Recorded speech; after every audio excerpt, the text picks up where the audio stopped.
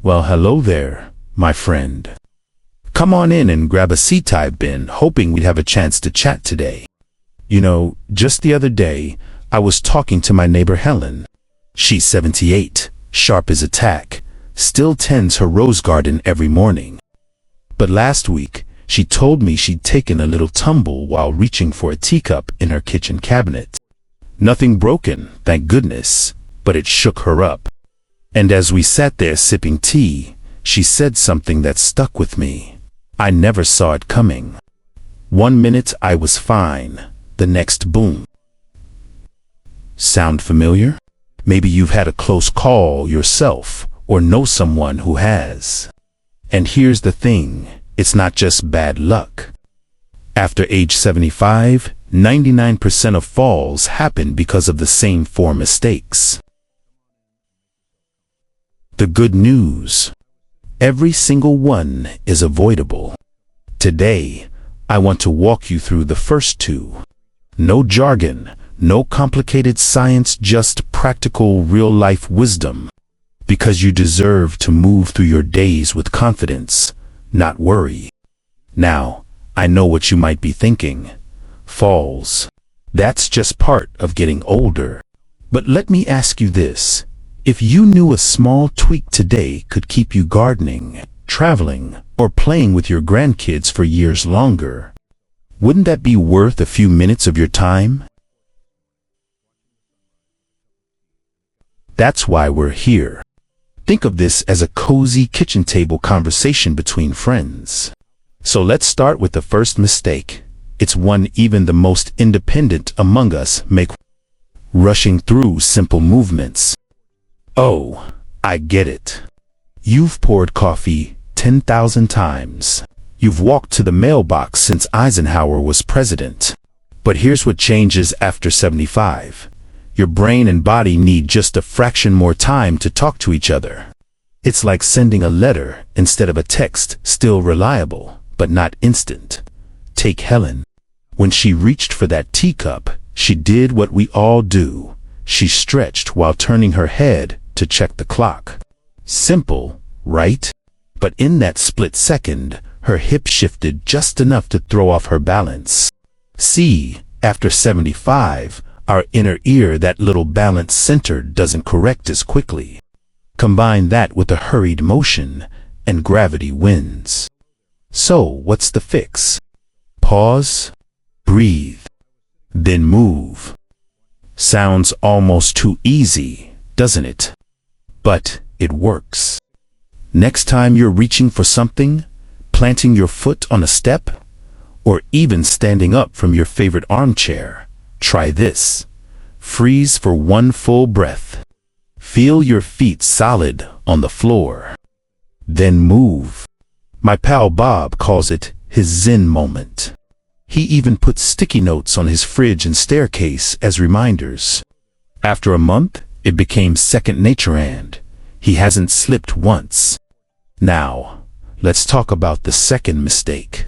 This one's sneaky because it feels helpful. Using furniture as a walking aid. Now, I'm not talking about proper handrails. Those are lifesavers. I mean leaning on that wobbly side table as you shuffle to the sofa, or gripping the back of a dining chair to steady yourself. It's like trusting a soap bubble to hold you up. Why is this such a trap? Because furniture isn't designed for your weight. It slides. It tips. And after 75, our grip strength isn't what it used to be. Remember my cousin Frank? Strong as an ox his whole life. But last winter, he leaned on a decorative stool to adjust a curtain and down he went. The stool skidded right out from under him. 6 weeks in a cast. Here's the truth. Your body is actually your best support system if you strengthen it. You don't need marathons or dumbbells. Just 2 minutes a day of rooting practice. Stand behind a sturdy chair, hold it lightly if needed, feet hip-width apart. Now, press your feet into the floor like you're growing roots. Feel those muscles wake up. Do this while brushing your teeth or waiting for the kettle. It builds ankle and core strength, your natural balance buddies. I know habits take time. Maybe start tomorrow morning. When you reach for the coffee mug, pause and breathe first. When you walk across the living room, notice if you're eyeing that end table for support. Small steps, my friend. You're doing great. These first two adjustments, they're like putting on your glasses before you read, simple, but they change everything. And when you're ready, we'll walk through the next two mistakes together. Trust me, you'll want to hear them. Because every bit of confidence you gain, that's freedom. Freedom to live exactly how you please. So go easy on yourself today. Maybe share this with a friend over the phone. We all need reminders. And I'll be right here when you're ready to continue our chat. You know, I've been thinking about our chat since we last talked, especially about Helen and her roses. When I saw her yesterday, she had that twinkle back in her eye. Slowed down my reaching, she told me, and you were right. It's not about moving less, it's about moving mindfully. And that's the heart of it, isn't it? Living fully doesn't mean ignoring the realities of aging. It means working with them, like a gardener tending precious soil. So let's pick up right where we left off. The third mistake is one we rarely question because it feels so familiar. Trusting the wrong footwear. Now, I'm not talking about high heels or flimsy flip-flops. We know better. I mean those cozy slippers you've worn for years, the ones with the smooth leather soles or the floppy backs. Or those comfortable shoes that feel like clouds but offer no grip. They're like old friends, aren't they? But here's the truth. After 75, every step is a negotiation with gravity, and your shoes are your peace treaty. Think about Martha, my friend from book club. She wore the same fur-lined moccasins every winter, soft, warm, and as slick as ice on her hardwood floors. But they're house shoes, she'd say. Then, one morning, she pivoted to answer the phone. Her foot slid sideways, and she fractured her wrist. I never felt unsafe until I was on the floor, she told me later. And that's the danger. We don't realize how much traction matters until it's gone. So, what's the fix? The carpet test. Next time you're shoe shopping or digging through your closet, turn the shoe upside down. Run your thumb over the sole like you're testing a ripe peach. If it feels smooth or rigid, it's a slide waiting to happen. What you want is rubber with deep grooves like tire treads for your feet. And indoors, swap those slippers for ones with non-skid bottoms. My neighbor Ed found a pair with grippy dots that looked like little suction cups. Best $12 I ever spent, he says. Now I feel like a gecko walking on walls. But here's the real secret. Shoes aren't just about grip. They're about feedback. After 75, the nerves in our feet aren't as chatty as they used to be. Thick soles muffle the conversation between your feet and the floor. Try this instead. Choose shoes with thinner, flexible soles. You'll feel the texture of the ground, like a whisper telling your brain, pebbles here or slight slope ahead. That extra split second of awareness, that's your body's early warning system. Now, let's talk about the fourth mistake, and it's the one that surprises people most, ignoring the golden hour. After taking medication, I know. You take your pills like clockwork. You're careful with dosages. But here's what doctors rarely mention. When you take certain medicines can be just as important as what you take. Blood pressure pills, sleep aids, even some allergy medications. They can turn your first hour upright into a tightrope walk. Take my friend Sam. Fit as a fiddle at 82, still shovels his driveway. But last month, He took his blood pressure medication and immediately walked outside to get the mail. Halfway down the driveway, the world tilted. He grabbed a tree just in time. Felt like I'd had 2 martinis. He laughed later, but it shook him. See, many medications cause a temporary dip in blood pressure or mild dizziness within 60 minutes of taking them. When you've taken them for years, you might not even notice until you're mid-step. So here's your new ritual, the Power Hour Reset. After swallowing your morning or evening pills, give yourself permission to literally sit for 30 minutes. Sip your tea. Listen to the birds. Finish the crossword. Let your body adjust without pressure. And when you do rise, do it in stages. First, scoot to the edge of the chair. Then, plant both feet firmly. Count to 3. Finally, push up using your legs, not your hands. Stand still for 5 seconds before walking. It's like letting your body's compass find true north. But what if I feel fine? You might ask. Oh, I hear you. Sam said the same thing. But here's the truth. After 75, our bodies don't always send storm warnings. Dizziness can be subtle, a faint flicker behind your eyes, a slight sway when you stand. By the time you feel it strongly, you might already be off balance. Think of it this way. You wouldn't drive right after an ice storm without letting the salt trucks do their work. This is your personal salt truck. Now, I won't pretend these changes happen overnight. Martha still eyes her old moccasins fondly. Sam grumbles about wasting time sitting. But then they remember. That wrist fracture kept Martha from knitting for months. Sam's near fall could have meant a broken hip.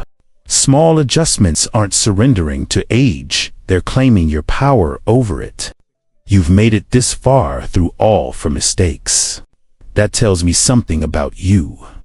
You're someone who faces things head-on. Someone who believes in taking the reins. And that's exactly the spirit we'll carry into our final conversation.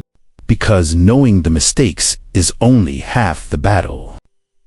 The other half. Building a life where falls become rare surprises instead of constant worries. So be proud of yourself today. Maybe try that carpet test on your favorite shoes. Or practice the Power Hour Reset tomorrow morning. And when you're ready, I'll meet you right here to wrap things up. Because you're not just avoiding falls, you're reclaiming your independence. And that's worth celebrating. There you are. I was just thinking about Helen again. Her roses are in full bloom now, fiery red against her garden fence. When I stopped by yesterday, she showed me something beautiful. A little sticky note by her medicine cabinet that reads, "Sit, breathe, bloom." It's her reminder to honor that Power Hour Reset we talked about. Feels less like waiting, she told me, and more like giving myself a gift. That shift from seeing precautions as limitations to embracing them as tools for freedom, that's where true confidence begins. And that's exactly where we're headed today.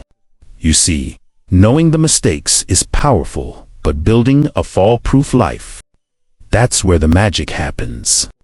It's not about wrapping yourself in bubble wrap or avoiding the things you love. It's about weaving simple, smart habits into your days so you can garden, dance, travel, or simply stroll to the mailbox without that nagging whisper of fear. Let's talk about how. First, make your home your ally. Think about your space for a moment. When was the last time you really looked at it through the lens of safety? Not with worry, but with curiosity. Most falls happen right at home, but that also means home is where you have the most control. Start small. Befriend light and shadow. As we age, our eyes need more light to see contrasts clearly. That dim hallway, that shadowy step between the kitchen and living room. They're silent tripwires. My brother-in-law, Ray, learned this the hard way. He got up for a glass of water one night, avoided turning on the bright light to not wake his wife, and caught his toe on an ottoman he swore wasn't there. A sprained ankle and bruised pride later, he made 2 changes. He plugged in soft, motion sensor nightlights along his path. They cast a gentle glow only when needed. And he put reflective tape on the edges of his steps. Like runway lights for my midnight adventures, he chuckles. You don't need a remodel, just awareness. Walk your most common paths tonight. Where do shadows hide edges? A $5 nightlight or a strip of tape might be your quietest guardian. Next, turn movement into medicine. I know exercise can sound like a chore, like something you should do but maybe dread. What if we reframed it? Think of it as daily doses of confidence. After 75, the muscles that keep you stable, your ankles, your core, need consistent, gentle reminders to stay strong. The good news, you likely already have the perfect equipment, your own body, a sturdy chair, and maybe your favorite big band album. Remember Bob from our first chat? His Zen moment pauses transformed into a tiny ritual. Every morning while his coffee brews, he stands behind his kitchen chair, holds lightly, and does 5 slow toe taps, lifting one foot just an inch off the floor, tapping the toe down, then the other. Then 5 gentle hip circles, like slowly drawing a small coin with your knee. Takes less than 2 minutes. Feels like I'm oiling my hinges, he says. The goal isn't sweat or strain, it's waking up those balance muscles so they answer faster when you need them. Find your moment. During ads in your evening show, while waiting for the toast, or right before bed. Consistency beats intensity every time. Finally, build your circle of wisdom. This might be the most overlooked tool of all. Your voice. So many of us brush off little stumbles or dizzy spells as just aging. We don't want to worry the kids or bother the doctor. But here's the truth. Sharing what you notice isn't weakness, it's wisdom. It's data. Take Martha, our shoe-savvy friend from last time. After her fall, she almost didn't mention the brief dizziness she'd felt earlier that week to her doctor. Thankfully, she did. Turns out, a slight tweak in her blood pressure medication timing and adding a single electrolyte-rich banana to her breakfast made that woozy feeling vanish. Your doctor, your pharmacist, even a trusted friend, they're your allies. Make a pact with yourself. Note and nurture. Keep a tiny notebook or use your phone's voice memo. Jot down things like, felt lightheaded after gardening Tuesday, or caught my heel on rug edge Thursday. Patterns emerge. Solutions follow. Putting it all together, your fearless foundation. Look at you. You've journeyed through understanding the stumbles and stepped firmly into strength. Helen with her sticky notes. Bob with his toe taps. Martha with her notebook. Ray with his nightlights. They aren't being careful, they're being courageously intentional. And you can be too. Start tomorrow like this. Wake with pause. Before your feet touch the floor, take one deep breath. Feel the support of your mattress. Then move mindfully to rise. Medicate with grace. Take your pills, then savor your tea or coffee sitting down. Let your body adjust. Move with purpose. Do your 2-minute balance snack, toe taps, hip circles, or simply standing tall, pressing feet into the floor. See your space. Notice one shadowy spot today, add light or contrast. End with kindness. At bedtime, reflect. Where did I feel strong today? Small steps. Big protection. Remember, my friend, getting older isn't about loss. It's about living with deeper wisdom. Every pause, every grippy slipper, every chat with your doctor, it's not a concession to age. It's a declaration. My independence matters. My joy matters. I matter. So here's my ask of you. Tap that thumbs up button if this felt helpful. It tells YouTube to share this with others who need it. Subscribe to our channel. We're here with more supportive chats just like this. Tell me in the comments, which tip resonated most? Or share your own wisdom. Your story might be the lifeline someone else needs. Thank you for trusting me with your time. Keep taking those confident, mindful steps.